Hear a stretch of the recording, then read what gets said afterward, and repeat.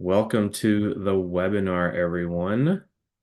My name is Cliff Steinhauer. I'm the Director of Information Security and Engagement here at the National Cybersecurity Alliance. Joining me today are Samit Chagani, General Counsel at Cloaked, and Suki Galati Gilbert, the Product Manager for Permission Slip at Consumer Reports. This is our first webinar of 2025's Data Privacy Week. So we are celebrating all week long with a series of talking data webinars. Today's webinar is called Dude, Where's My Data? So we're going to talk about why companies might be collecting our data and what happens to it once we hand that data over. So we're going to go right into it here in just a moment, just a few housekeeping notes. So this webinar is being recorded. You'll be able to access the webinar afterwards. We will send out a link to view it once again. Um, and you can also sign up to be a Data Privacy Week champion at our website, StaySafeOnline.org. So check that out and be sure to sign up if you want to use our toolkits and have your name and company listed as a privacy champion. All right, so we're going to go ahead and get right into it here. So we have a fantastic schedule for you today. So we're going to go right into the first topic here. So we're going to set the scene. So let's say you are at your favorite coffee shop and they've just launched a rewards program. So you're going to go ahead and sign up with your name and your email maybe, and they're probably using some kind of third-party software that they also use to check you out. So you're going to sign up so that you can get some points. And so maybe every 10th coffee is free or something like that. So maybe they collect your phone number, your birthday, things like that. So Samit, once we do that, once we hit submit and we're up for our coffee loyalty, we would like to know, where does this data go? What does the company do with this type of data? Yeah, no, absolutely. And the personal information piece of this can be anything that is getting inserted, like you're talking about, your phone number, your email, ways that they can contact you, all the way down to preferences, actions, locations, other pieces of information that they're going to end up grabbing. I think a phone number is really a perfect example of why it's so important to protect your personal data and start to rethink about how we're sharing this information. Just your phone number, you can go to cloak.com, you could see that just that one credential could have 17 other pieces of information that are very sensitive tied to it. Your social security number, where your family lives. I always think about how crazy it is that your address, which is where your children live, is probably the easiest thing that people are able to locate based on another credential of you online. So the first step, they're grabbing this information, and it could be for not nefarious purposes. I would like to be able to send you a communication or a piece of marketing, or keep tallying for the coffees building up so you can get the free one that you referenced. However, after that, there's a very high potential that they are then going to share or sell your data, whether it's to credit reporting agencies, whether it's going to go to another market data aggregator. And now your information that you thought was just to get coffees and to tally my coffee is now getting sold all over the internet. And in some cases, getting placed on sites where other people are getting other pieces of information about you, identity stolen. Next step, right? The other piece of this is there are now new tools and tips that you would be able to still communicate with that coffee shop and still get the tally of your coffees without giving the sensitive personal credential. Cloaked is just one of those. I think we are starting to see Apple play in this world with hide my email or hide my credit card number. So we'll talk about that later on some of the tools that you currently have that still allow you to play in this frictionless world where you can tally up your coffees, but not give out all your information at the same time. Right. So, Suki, what do you say? So, are they keeping this private, or do these coffee companies intentionally sell our data, or is it the service and platform that they're putting in front of us to collect it in the first place and manage it that's selling the data? Yeah, it's a good question. And I love this example because it's such an everyday interaction that so many people do, right? Go to the store and use the rewards program. And what's happening behind the scenes is it could be a lot of different things, as Sumith mentioned, but one pretty common scenario is that coffee shop, for example, might be using a third-party vendor to administer that rewards program. That third-party vendor, so it's not just the coffee shop you're giving the email to in that case and or your phone number, but also that third-party vendor. It's possible that that third party vendor's business model is not based on selling coffee, but instead is based on marketing and exchanging data to people who use your data to get you to buy things that they make or to sell your information to political campaigns, which is where a lot of those election texts come from and all of that good stuff. So the chain of events happening behind the scenes could be local, to the coffee shop. It could be that they collect your emails and phone numbers and put them in a spreadsheet, but more likely than not, they are using a vendor, and that vendor's business model is the exchange of data and the sale of data. Right. So even though the coffee shop isn't intending to turn our data into this marketable piece. It's the platform or software that they're using to run their business as in the loyalty program as part of that. And so that then becomes this piece of data that gets sold. You both mentioned data brokers, and there's always a lot of talk about data brokers. Suki, can you just explain what data brokers are and what role they're playing in all of this, and who is that exactly? Absolutely. So, data brokers are companies that make their money by buying and exchanging and selling data. So, they broker data essentially. Data brokers aggregate data from a variety of sources. So, in some cases, it's these types of programs that they administer. In other cases, it's actually public records, for example, which are already available, but they're available at the county level. So, they're tough to access, but this data broker has done the work of aggregating it, right? And putting it all in one place and making it easy for people to do things like find your address and the like. And so these data brokers are names that sort of operate behind the scenes. You might have seen in the news recently, for example, that the FTC took action against two data brokers because they were collecting sensitive location data and then actually putting geofences around places like churches and hospitals so that they could use that location data to understand things like where you worship, what types of health specialists you see, and really sensitive things like that. So, data brokers are aggregating this data from all types of sources, both public and private. Then they're doing things like aggregation and geofencing and transformation to draw pretty sensitive inferences from that. And then they're then selling that data often for marketing or outreach use cases so that they can make money off of it. And through that big chain of events, your data is now in a lot of different places because it's being brokered for all kinds of reasons. One other thing I'll mention, and this one's a little niche, but it is something happening behind the scenes. Every advertisement that you see on the internet is a result of an auction that occurs over the course of milliseconds. So it's a very, very fast auction where you have a bunch of vendors basically bidding for your attention, bidding for the chance to get a moment of your time. And in that really, really quick auction, they want to know as much about you as possible because they want to know that they are making a good bet, that you are someone that their offering will resonate with. So you might see this in the news as an RBI. And what that is like a real-time bidding exchange is what that means. And these have also recently been coming out as a huge source of data leakage because, in order to facilitate that auction, the facilitators will often give a lot of information about you to entice people to bid on that spot. Hey, we know from this rewards program that this person just bought a book that's similar to the author that your publishing house represents, so they might be interested in this. And that's going to entice that publisher to spend more on your eyeballs to get your attention. So there's a lot of players in the space, and they stand to profit by knowing more about you. Wow, that's a lot. That's a lot to take in there. Um, Okay, so there's two things I want to talk about there. The first one was you talked about geofencing around sensitive areas.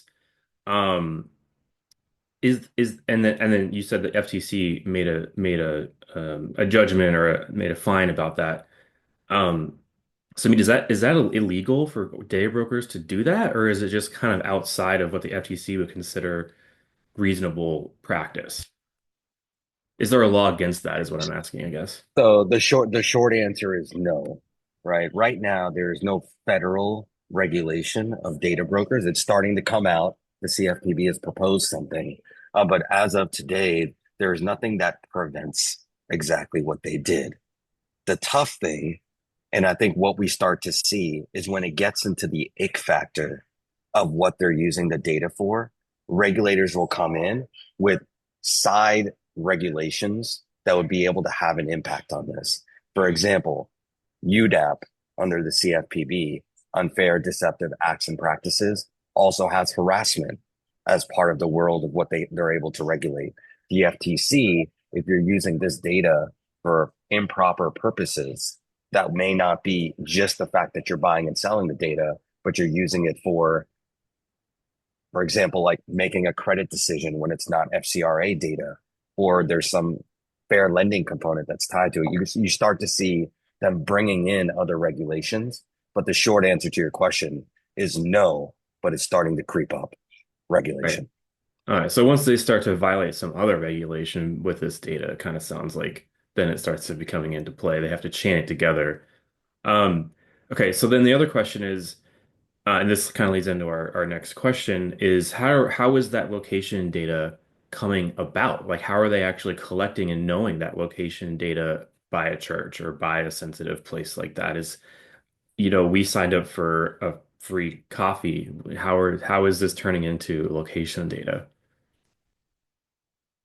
I'm happy to start there, but the proliferation of smartphones and watches and everything that is running all the time with data getting collected, including your geolocation, that's the rise that have now got to the real-time location data, right? The amount of information that is getting stored about you on your phone, the purchase that you just made, next to the person you just called, the email you sent, on which platform, what church you just walked into, all that stuff is tied to your hip with your phone. Right. And what about so how are we controlling whether this is collected or not? Is it something that we have to configure in the settings of our phone? Is it who we sign up with? So what are some of the other ways that our companies are collecting that? And then you mentioned like location and like the emails that you're sending. So are my emails being monitored and how is that happening? I would love to take a stab at this one. I feel like there's a bunch of different components, and also, Please. my eyes are just going over some of these great questions in the chat, so I'd love to kind of touch on those in some of my answer too. But I think like the heart of your question is really okay, what's causing all this data to get out there, and what can I do? And I think there's sort of two pieces to that.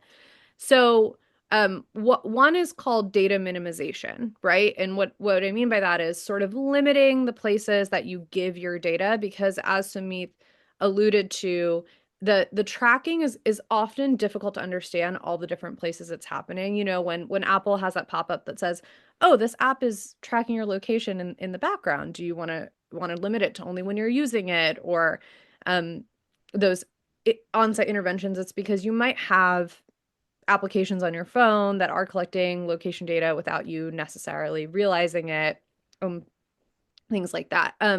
So ways that you can prevent your information from being shared at that point of interaction could include, for example, using a relay email address, like Apple has relay email addresses. It could include just giving fake data when you don't really need to give your real data. Somebody mentioned ad blockers in the chat. Some ad blockers, not all of them, can prevent, and I misspoke earlier. It is RTB, real-time bidding, not RBI. I think I was had sports on the mind from all the games this past weekend. But yeah, so some of these ad blockers can prevent the exchange from happening real time, and I'm sure Sumit will talk about cloaked as well, which operates on the data minimization side as another option. But there's a bunch of things you can do in that space. I'd also recommend you freeze your credit, which is one small actionable thing you can do to prevent the sale of your credit data, not in all cases, but it can prevent some unauthorized accesses. The second uh, end of the spectrum is once your data is already out there, take some steps to get it deleted. So, the emerging legislative framework in the United States, there is no federal legislation, as we've spoken about, but there is state legislation that is passing more and more. The seminal piece of legislation was in California, but now it's in increasingly more states, right? There's some in Colorado, there's some in Connecticut, and a lot of this legislation gives you the right to tell companies that you want to opt out of the sale of your data, even if you still want to have a relationship with them, or if you no longer have a relationship with that company, to ask that your data be deleted. And that's what sites like Delete Me do. That's also what Permission Slip does as a nonprofit. So there's a few players in this space. You can also send these requests for free yourselves. So those sites are useful to send them at scale. But I really do recommend that everybody send out those requests and see what the process is like, and then consider doing it more so, because it helps reclaim a little bit of that data. And the goal is to reduce your digital footprint and try to not overwhelm yourself with the goal of zero, because it's a little bit impossible, I think. Great. Um, yeah, absolutely. Yeah, I So, just want to, yeah, I'm happy to add on to that, Suki. I think that you made a ton of great points. I also see a ton of questions, like you said, coming in. One of them that you referenced is getting rid of your data. And what we've seen is a surgence of the delete me's of the world, cloaked as well, delete your data from data brokers as well as the dark web. And even the data points that you see by putting in your phone number, you'll start to see all of the different data brokers that are holding your information. It's pretty crazy. And I think that that's the one thing I do want to hit home is that there's the first ability to delete your data from data brokers, and you have to do that on a regular basis because all of that data comes seeping right back to data brokers. So on a monthly basis, at least Cloak goes and deletes that information. And then after that, what do you do so you're not just sending your information all over the internet again? And that's where you noted fake information, which is possible if you're signing up for something. But if you want to get contacted again by that company, that's where the cloaks of the world come in. Use identifiers that don't tie directly back to you. And now you're back to the point of not sharing your PII, but still getting that message and that conversation back and forth. absolutely. Yeah, I actually did this not long ago. I was somewhere signing up for a ride, and they wanted like my full name, birth date, address, like all this information. And I just put in a bunch of fake stuff just to get through and do the experience I was trying to do. I was amazed at the fact that they were asking for all of that. Um, okay, cool. Well, let's see. So there was something I wanted to ask a minute ago was, so there are all these collectors and all these sellers of data, but what about the buyers? There is clearly a demand for this type of data. Are are retailers, are companies that are marketers really that creepy? Or do they see it as more of anonymized, like mass kind of trend or profiles? Like, because this seems very like one-off, like you could find a lot about a particular individual. But is that really true on the buyer side? Like, are they able to go direct drill down into individuals, or are they just creating groups and profiles and personas like that?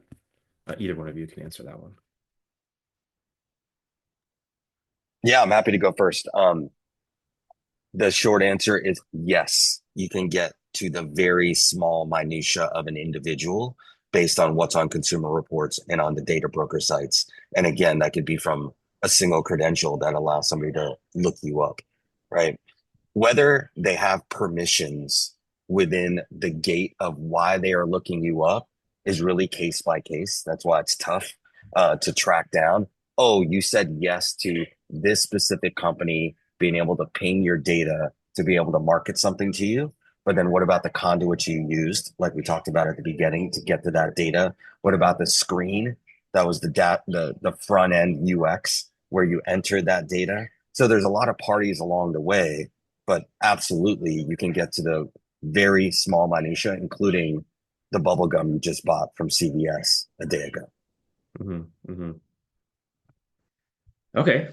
Um, Anything to add before I go to the next question, Suki? I do have one quick thing to add. So, well, I keep saying it'll be quick, but maybe it won't be quick. So I do have one thing to add.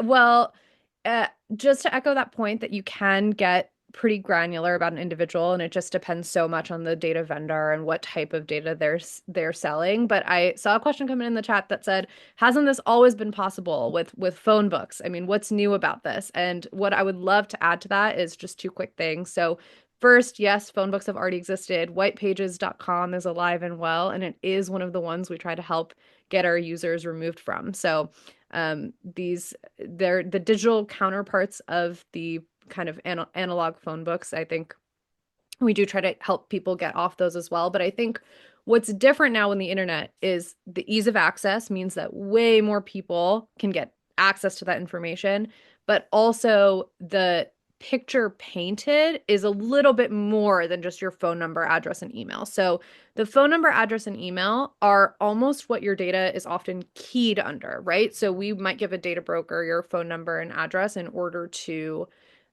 have them identify your profile, but the profile itself involves a lot more information.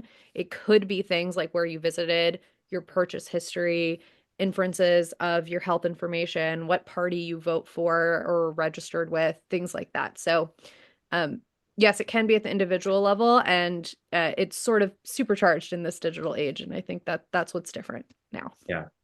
I just had a thought that, it would be an interesting exercise for all of us to do to Google yourself and try to find out what somebody can find out about you. So, right, Google yourself, put in your information on different sites and see what comes up. And that will tell you really how big your digital footprint kind of is, kind of like doxing yourself. Okay, so the last minute, of our pre-fill questions, then we'll go through the audience questions. So, what responsibility do companies have to protect consumers' data? And we've mentioned that there isn't like a national privacy law, but what are they required to do? I know it varies by state, but in general, these loyalty programs or data collection, like what are the company's responsibilities? Yeah, no, I'm happy to start on that one. So a lot of this will depend initially on the data that that company is holding. If it's a financial services industry, you'll have GLBA, which speaks to specific protections that are required for the financial data. Of course, HIPAA, if it's the healthcare world. So each place does have some regulation tied to the safeguarding of your data. However, that doesn't always apply to a company that you're giving your email and phone number to buy a widget on a internet site, right? If it's not fitting within one of these molds, there may not be some specific protection in the law for your information. And companies continue to be really hungry for this data, right? We've talked about how data now is like the dollar chip of what companies have, and then others are going to buy it because there's going to be a better way to market to you, a better way to target. So there's going to be a flip now. That's what we feel at Cloaked, a flip to how do you protect your own data? How do you become your own data broker? So you're the one who's actually sharing your own personal credentials without companies being able to fly around without your permission. And how is that going to be embedded in the law? Cloaked has played a role at the APRA last year, it's American Privacy Rights Act, which ultimately did not go into fruition. It didn't end up getting put into law. But what we saw as gaps in the law was everything still B2B. Everything still, hey, how does this company safeguard your information? How does this other company put this additional wall in place? But by the time we're done here, there'll be another breach. So you can over and over again say that we're going to create more and more walls. But if there's centralized environments and there's not enough protection because that small company doesn't have the operational support or the money to safeguard it, how do you flip that on its head? And that's people protecting themselves, whether it's identifiers, deleting from data brokers or otherwise. Yeah. Okay. Let's go to some of the audience questions here. So there's a lot of people asking, and I'm going to kind of summarize this, but in general, like how can they start to remove their data, and then what are the tools that your two organizations have that they can do that? We'll start with Suki. Yeah, we talked about this a little bit, and just to reiterate, so there are three rights that are kind of protected for you in a growing body of state legislation. So that is the right to know what data companies have on you. These are called access requests, and they can be great to send just because you can get a lot of really interesting information back and learn what the company is actually collecting. The second is the right to opt out of the sale or share of your information, which means you're telling this company, please don't sell my data.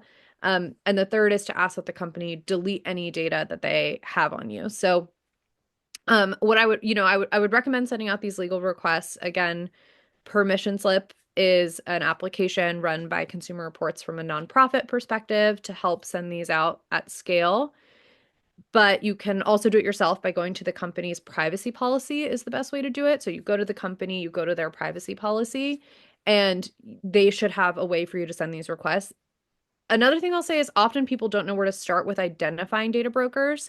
California runs a data broker registry. So you can, I think there's a mental model to opt out of companies you use. Like if you shopped at Taco Bell and you're not going to do that anymore, then you can go to their privacy policy, but you might not know the names of these data brokers. So there is that California maintains a data broker registry, which is often super, super helpful in that case. Also eye-opening who ends up actually registering because they have to as a data broker. It's Yeah. very interesting.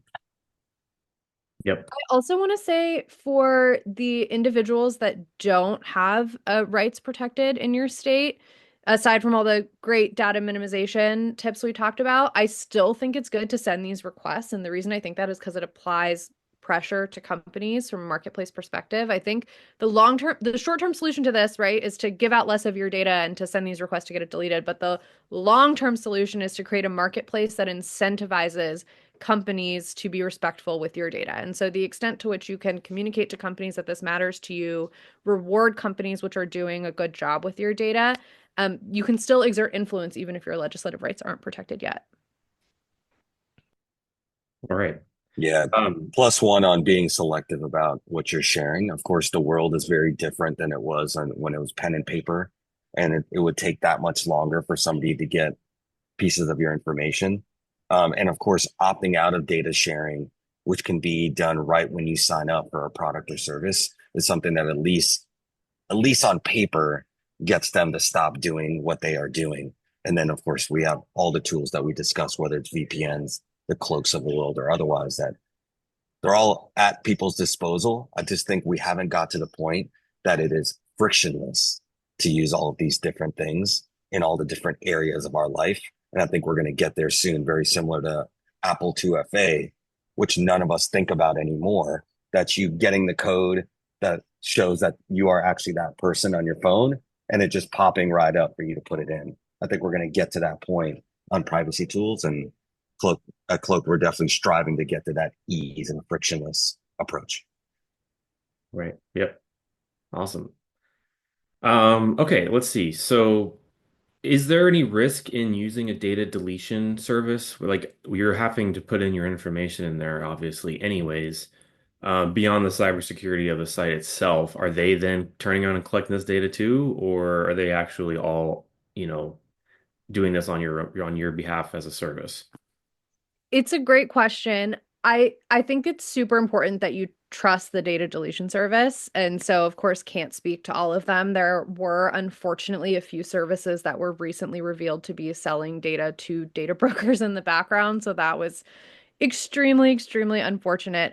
So yeah, unfortunately, I can't speak to the other offerings on the market. I can tell you that Consumer Reports is operating on a nonprofit model, so we of course don't profit off of the sale or share of user data and are respectful of privacy. I would say, on the whole, though, a reputable service is intending to delete your data. So it's always a risk to share your data because of a risk of a data breach, but they should be responsible stewards of it if they are a trusted service. And always just be careful with giving out your driver's license. So I know some sites do collect that because places require. So there are some companies that ask that you give your driver's license to get your data deleted. I don't recommend doing that. because then you're giving them like highly, highly sensitive information. So our approach, for example, instead is to not collect the driver's license, but to sort of try to advocate behind the scenes that legislation changes so that companies can't ask for your driver's license. So I would just say even when you find a reputable service that you trust, still don't give the most sensitive information just because it's on the internet. The second thing I'll say on that point is that searching yourself can totally be useful, but if you search yourself on a data broker site, they will often ask a lot of follow-up questions that seem like they're helping find you for the purpose of the deletion request or whatever, but actually they're mining that data. So if I go to a data broker and I search Suki Galati Gilbert, and then they ask, is it the Suki Galati Gilbert that's above this many years old or below this many years old? And I think I'm helping them locate my record to delete me. They're logging all that data. So I would answer those questions incorrectly or just wait for the fake loading bar to finish if you take on this really revealing task of searching yourself on these data brokers. All right. Is there Yeah, and it's going to get even worse with in the last question with AI being able to use that even quicker, um, whether it's language learning model or otherwise. So it's a great point, though. Super. so the answer to the AI question is that it will become easier and faster for data brokers and others to use our personal information. Absolutely. The ability for an AI to now scrape multiple websites in less than a second, I think that's the new age, right? And we using identifiers and using some of these protections does data poison what AI is doing, right? If there's a yearning for a bot to get all this information about you, but now not everything is tied to a single phone number, it's a little bit harder to retrace all of those steps about you. So using identifiers, whether it's Apple hiding your email or cloaked, allows you to data poison the lake about you. So not everything is dotting back directly to everything about you, right? With just one credential. Couldn't that be a bad thing though? If there's potentially background checks happening or something like that that are now backed by this AI that could be incorrect? So when you are going through a background check, right? Let's say you're applying for a credit card at a bank. You're always going to have specific pieces of information. It's called CIP. It's like know your customer information that they're going to get directly from you. They are not going to data brokers to confirm your identity, right? They may go to a data broker to see what other data points they're able to collect to store up the next payment you're going to make or something like that. But when they are confirming your identity, they are doing that with actual methods directly from you. And that's, of course, the other fear of the AI world is now there's the deep fake world, which people are, even in that KYC environment, there's fraud that's occurring. But Okay. that is how you, as a normal individual, would go through an application process, and they're getting that directly from you. Okay. All right. Well, we are over time already. That went really quickly. But I just want to kind of reframe this. So, like, if each of you could just kind of leave our audience with something to take away from this. This has all sounded kind of dark, kind of scary, like a big, almost impossible project for an individual to take on to really, if we desire to, reduce our footprint on the internet. So I'll give each of you a second just to kind of mention, what tools you're offering and what advice you have for our audience to do that. Yeah, so I think we've mentioned permission slip to help you send out these data rights requests run by Consumer Reports and nonprofits. So I do encourage you to check it out because I'm working on it because I really do believe in it. But also I want to end on the note where, Cliff, to your point, it can seem scary and overwhelming, and there's a lot to do. And I think at the end of the day, the important thing to remember is that the tide I really do think is turning on this, where there's just a greater awareness of what companies are doing with data. There's more privacy legislation passing. And so if it is something that matters to you, I think in addition to looking into these tools and just talking about it more and letting your legislators know that it matters, it seems like the biggest tide that turns is when legislation passes, and we are seeing some positive signs there. So, just continuing to express that it matters to you over the long term, I think we're going to see a healthier world for our data. Great. Yeah, and I think we're just getting started with data. I think, you know, for so long it's been pieces of data about individuals that are only shopping at Bed Bath and Beyond or just our customer at Taco Bell. And I think that, yes, the world now has come. How can we learn more and more and more about our customer? Because there's a demand that we're spending less from a marketing standpoint, or we're very tailored. So they're going to purchase that thing from the email we send. So as the digital world evolves, I think the methods of data collection and exploitation are just going to rise. And I think it's going to now be incumbent on the individual to think about, how do I protect myself in this world? And I think that there's now tools out there that we've talked about, and I think it's game time for that as we see it rise in AI and just digital and and tech overall. Fantastic. Well, this has been really interesting, really informative.